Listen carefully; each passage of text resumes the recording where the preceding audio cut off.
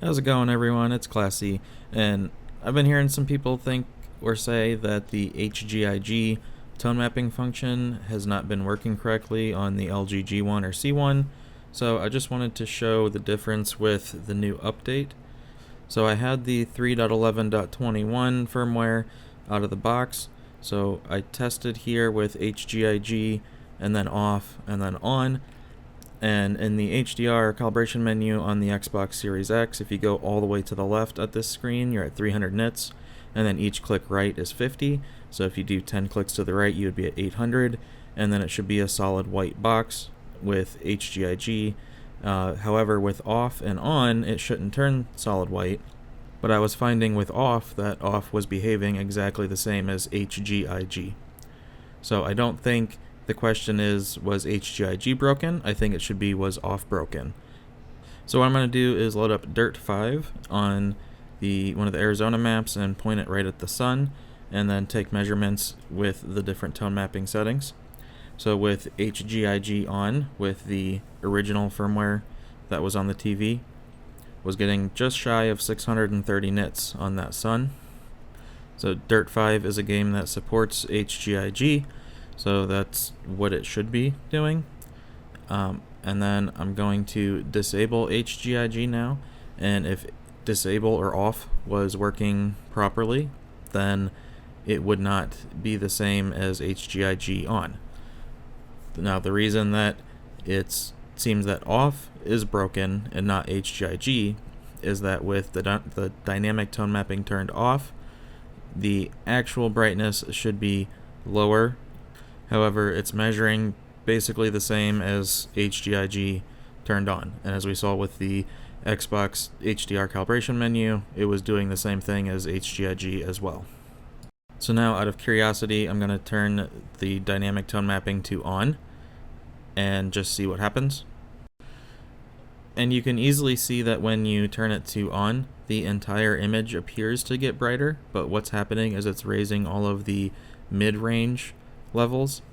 However, the actual highlight, that center really bright image, actually decreases because it's using more energy to brighten everything else up, that it can't push that highlight as bright. This is why dynamic tone mapping should be turned off. Alright, so now I'm going to apply the new update, and while doing that, if you like this video, just a reminder, if you press the like button, more people will be able to find it, and thank you for your support. Alright, so now I'm applying the 3.15.27 update, which is the one that adds the new game bar menu thing, the Dolby Vision 120Hz support, and all of that. But immediately off the bat, you can see going from HGiG, where it's all white, to off, we can see the gray boxes, so that part is fixed.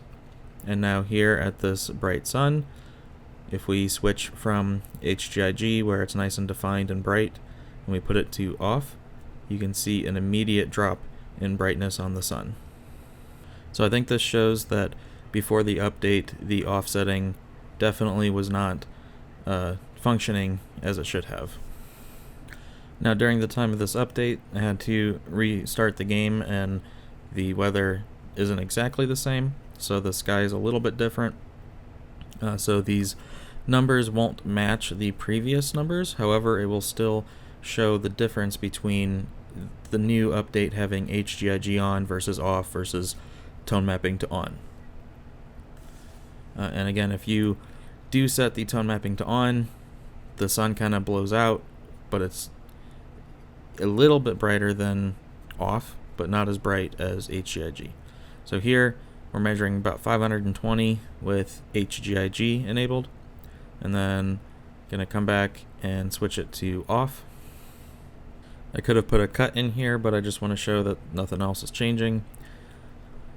So I'm gonna switch to off, and then you're gonna see a big difference in the brightness. You can even see it around the meter right there, how much it's dropping.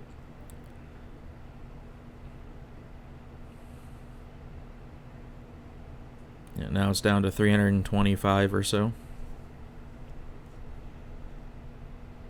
And then I'm going to turn dynamic tone mapping to on.